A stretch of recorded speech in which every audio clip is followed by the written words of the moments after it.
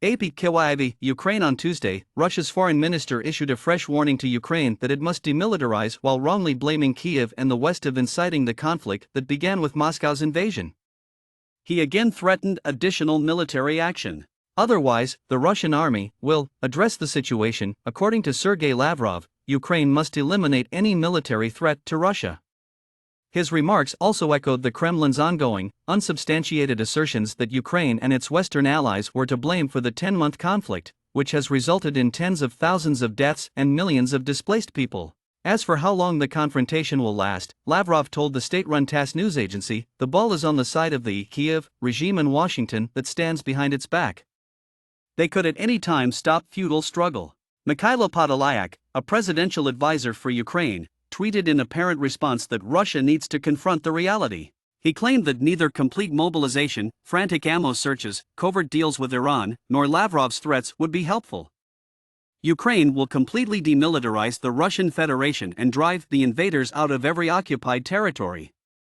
Wait in silence for the conclusion. Ukraine, according to Kuleba, desires a peace summit within the next 2 months, with Antonio Guterres serving as the mediator. But he added that before his nation holds direct discussions with Moscow, Russia must stand trial for war crimes. Both of these examples show how intricate and challenging any efforts to put an end to the war could be. While Moscow argues that its military advancements and the 2014 annexation of the Crimean Peninsula cannot be disregarded, Ukraine has previously stated that it would not engage in negotiations with Russia before the full evacuation of its forces. While hundreds have been freed as part of prisoner exchanges, neither Russia nor Ukraine have disclosed the precise number of POWs they now possess. Yevhen Latish, Irina Latish's husband, was taken prisoner precisely 300 days ago, during the early stages of the conflict, and she claims that Christmas isn't the same without him. She wailed, "This time last year, we were putting the Christmas tree up together. We assembled the star and the ornaments."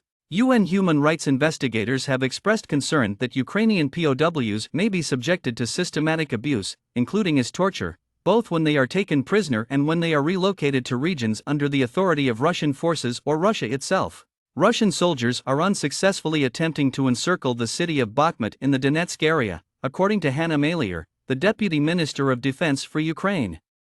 Serhiy Haidai, the governor of the Luhansk region, reported that fierce fighting is also taking place surrounding the city of Kreminna. Russian military shelled Ukrainian-held regions 40 times on Monday in the partially controlled southern Kherson region, inflicting 1 casualty, according to Ukrainian authorities. The city of Kherson itself, which Ukraine retook last month in a major win, was targeted 11 times, said regional administrator Yaroslav Yanushevich. Lavrov made no mention of how the demilitarization and denazification of Ukraine, which was Russia's stated objective when the invasion began in February, will be accomplished by the Russian army. The term denazification refers to claims made by Russia that radical nationalist and neo-Nazi organizations have a significant influence over the Ukrainian government. The West and Ukraine both mock the assertion. Indirect conflict could result from continued Western support for Ukraine, according to Lavrov. "We keep warning our adversaries in the West about the dangers of their course to escalate the Ukrainian crisis," he said, adding that the risk that the situation could spin out of control remains high. The European Union and the Group of 7 nations established a $60 per barrel price cap on oil on Tuesday in an effort to cut down on Moscow's income during times of war. On Wednesday, Russian President Vladimir Putin signed a decree prohibiting oil exports to nations that support the price cap. Beginning in February and lasting through July is the prohibition. The potential consequences of Putin's prohibition are unclear because the price cap is higher than what Russian oil has recently sold for on the open market.